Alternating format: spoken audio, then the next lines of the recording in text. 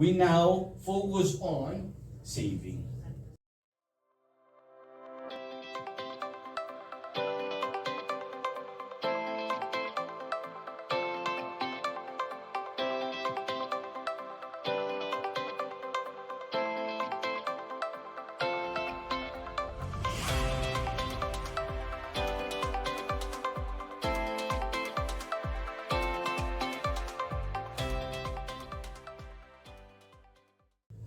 Kasi ang mga Pilipino, kapag ka kumikita, di ba, pumasok yung income, pumasok yung remittance, pumasok yung allowance, ang susunod na step ay gagastusin.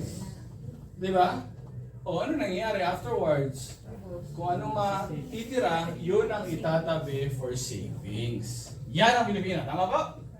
Ang tanong, may naisisave ba ang mga Pilipino? Di ba? So, dapat tayo including me, ay ganito.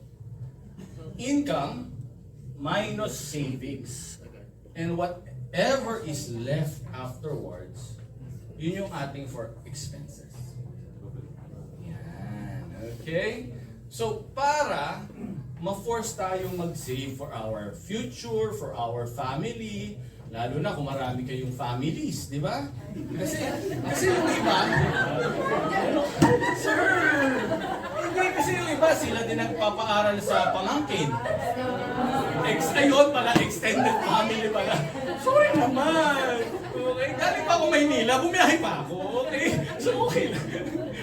Okay, di ba? Extended family pala tawag doon. Okay, so ayun.